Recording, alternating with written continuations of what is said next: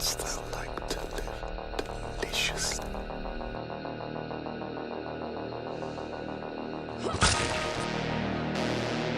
Chaos reigns. Please don't scream. Nah, Sid, don't you blame the movies. Movies don't create psychos. Movies make psychos more creative.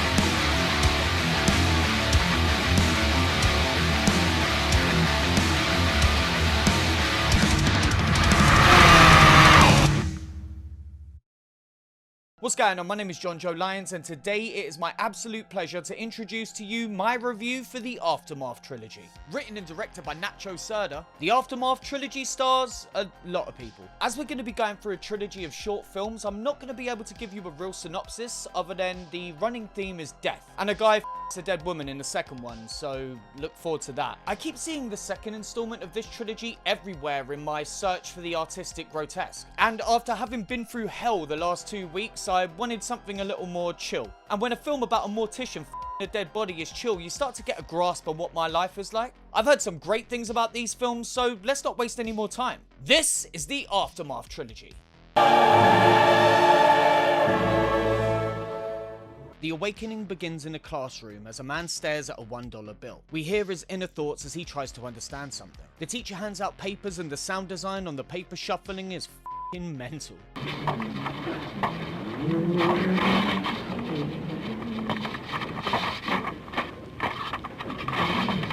The man falls asleep, awakening in the classroom to find time has stopped. He goes up to the blackboard, then checks his teacher's bag for the test answers before checking the teacher's watch, the clock, and then his own watch to find that his is the only one still in motion. He tries to leave the class but is unable to open the door, and that's when panic sets in. Similarly, he's unable to leave through the window, and it is then that he begins to display distress as we see flashes of the pyramid eye thing on the dollar bill and a woman holding a baby. The man then collects himself and walks over to the calendar, which has the 13th day crossed out. He rips down the calendar and then notices all of his frozen classmates are staring at him.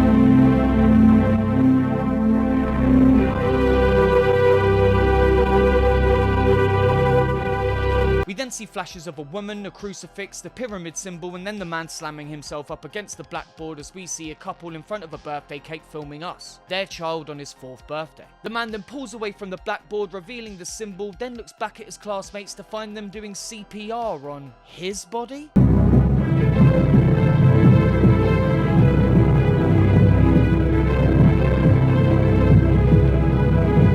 As the man watches, a light shines from the side and he looks to find a woman in white beckoning him towards her. The man goes to her and we settle on the clock as time once again begins to flow forward.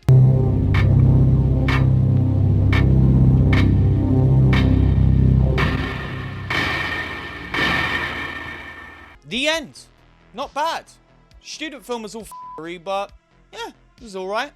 Now on to the main event. Aftermath begins with the sound of a woman, Marta, crashing her car. The camera then guides us around a rather large pool of blood and guts as classical music plays, eventually revealing this to be a smushed dog. The opening credits roll as we take a tour of the morgue and more classical music plays. Cut to an orderly wheeling Marta's corpse through the halls, passing a grieving couple. A nurse approaches the couple, handing them a rosary as we cut to the orderly bagging up Marta and sliding her into a drawer. Cut to a couple of morticians working on a couple of corpses. The orderly passes and pops his head in to have a look but leaves once he notices one of the morticians, let's call him Morty, glaring at him.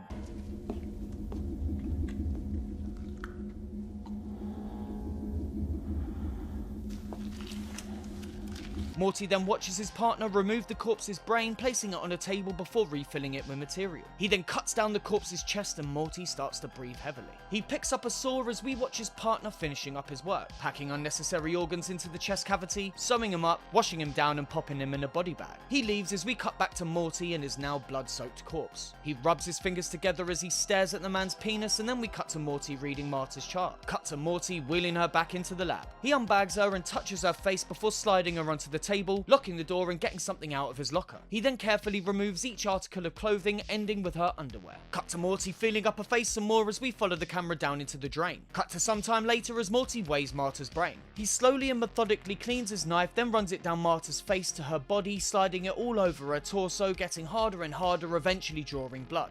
It is then that Morty penetrates the woman with his blade, over and over and over again. F***ing hell.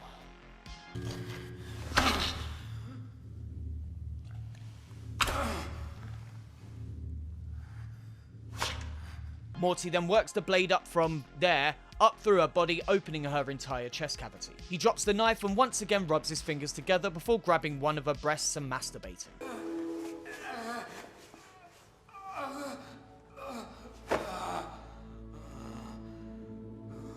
Morty reaches completion and drops to his knees, looking at Marta as he catches his breath. As the camera pans, we hear sounds of a camera flash charging and Morty steps into frame, taking pictures of all the gore on display. He then draws for the Vaseline, applies it to the body, sets his camera on a timer, climbs onto Marta and he f***s her, the body. And we're with him the whole way, from entrance to exit, and it's f***ing horrible. This brother is pissed off.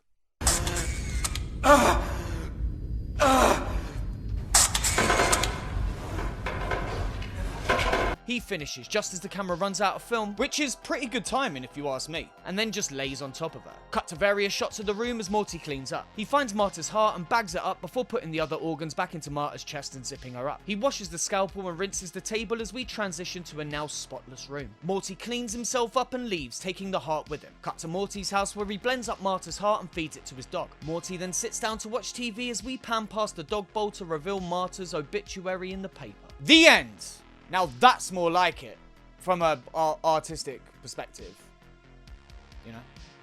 Part 3 begins with Super 8 footage of a gathering where we meet a happy couple. The film burns away and we cut to the man working on a sculpture. We see various shots of his studio showing many unfinished pieces, then eventually cut to him removing his gear. He approaches the sculpture and touches her face as we are then shown pictures of his partner, confirming this work is inspired by her. He covers the piece with a sheet, turns off the light and leaves. Suddenly we see images of the man and a destroyed car. The man screams and we cut back to him waking up in bed. Cut to the man pulling the sheet off the sculpture and getting ready to continue. He wets his hands and starts applying the water to her, making his way down to her legs. That's when he notices a stream of blood running down her. He traces the blood up to her chest and then frantically searches for a magnifying glass to closer inspect the wound. Cut to this beautiful shot of the man showering her with water.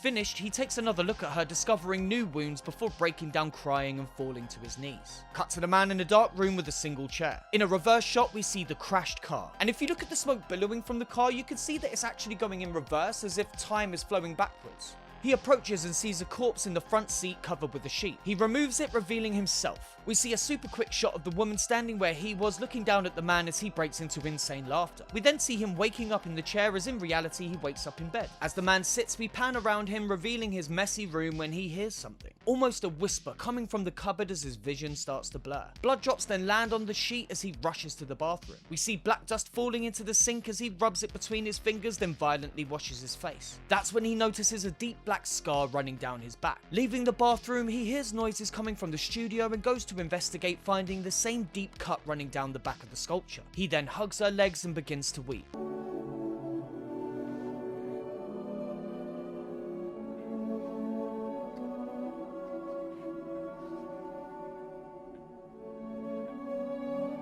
Cut to morning as he starts to get his tools ready. We see new wounds appearing on the sculpture as the man reacts in great pain. Cut to him bringing a knife down on his leg over and over again, revealing it to now be made of stone. He drops the knife and tries to catch his breath. Cut to him in a cupboard where he opens a box and pulls out a piece of his partner's clothing, which he brings to his face. Cut to him playing the Super 8 footage and projecting it over the now even more injured looking sculpture. The footage ends and we pan down to find a long trail of blood, which we follow, finding the man as he drags himself out of the room and into the kitchen. Inside, he grabs a knife and tries to slit his wrist, but instead of blood, he only sees dust. In a rage, he starts slamming his hand against the cupboard door as we cut to the sculpture, panning down to her feet, which begin to move. In the kitchen, a stone hand slides across the room, and looking at this, the man once again begins to cry. Cut to the sculpture and the man, now almost entirely made out of stone, lying at her feet. He lifts his head to look up at her as we see her hand start to move. Cut to morning as the room is lit up by the sun. The sculpture moves as the stone crumbles away from her flesh, and we see the now stone man and his one remaining eye. The woman drops her shawl and looks up, seeing the stone man reaching out to her. From his POV, we see her, his partner, back from the dead, his creation come to life. His vision fades to black as we see their wedding rings hit the floor and the man now completely stoned. We see the woman then staring at him, looking as if she's about to cry. We get one last shot of the couple, forever destined to be apart, and the film ends. The end. Wow. That was f***ing beautiful. The Aftermath trilogy is not at all what I expected going in. The stories I've heard about part 2 piqued my interest, but it was only when the film began that I really understood the reason behind the film's fame. Before I get to that though, The Awakening is fine for what it is. A well-produced student film. I like its look, but the story itself is simple, ending with the usual short film twist, and yeah, fine. And the sound design is ridiculous. The reason I included this entirely bloodless entry in my review was simply to add context for what we're about to see, but on its own, I can understand why I'd never heard of it before. Part 2, on the other hand, is memorable to say the least. The film's content, the mortician a dead body, reads to me as an attack on death itself. I see Morty as a person stricken with grief from a loss of his own. When Marta comes in, reminding the man of what he lost and how violently he lost it, he uses the body as a conduit. A direct line to death, humiliating the body, taking his rage out on it in the hope that somewhere the being responsible feels the pain and anguish that he does. Technically, it's probably one of my favourite produced short films ever. The camera movement throughout is hypnotic, smoothly moving around the scene, paying as much attention to the small details as well as the gore and an equal treatment of the mundane and extreme. The practical effects here are amazing, to the point of where I genuinely for a moment forgot that this wasn't a real human body being dissected. Pairing such convincing visuals with the squelchy sound design presents us with an experience that is both equal parts beautiful and repulsive. Genesis, on the other hand, is just such a magnificent little film. Once again, the filmmaker takes a massive leap forward, with everything about Genesis stunning me and improving upon what came before on every level. The story is a more literal one of loss, with the man, played by the same actor as Morty but most likely not the same character, giving his deceased partner new life through his art. The fact that the woman died in a car crash could also lead one to believe that she is Marta, but this is never confirmed. The metaphor of an artist giving his life for his art is an easy one to see, but the presentation and stark depiction of indescribable grief is truly something to behold. While the gore featured in this one is nowhere near the level you'd normally expect to see on this channel, it might just be one of my favourite things I've ever reviewed. I loved this film. In the end, to me, this trilogy is the personification of an artist's journey from conception and creation to violent destruction and eventual inevitable end. From the perspective of an audience member, this trilogy shows the filmmaker's beginning, rageful middle years, and eventual maturity, ending with a film that seems to reflect the internal struggle of the creator in a way that I've never seen before. The challenge here is not to see and stomach the visuals, but to look behind and more than anything feel as the characters on screen deal with their struggles of sadness, anger, and acceptance. It's almost as if the films are the stages of grief told in reverse order. Seek these films out and watch them immediately.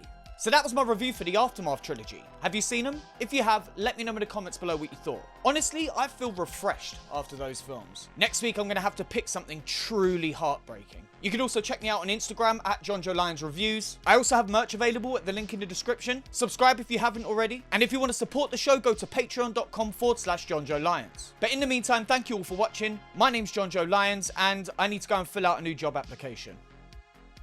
I'm going to be a mortician. That's going to give the impression that I want to f*** dead people, isn't it? I don't.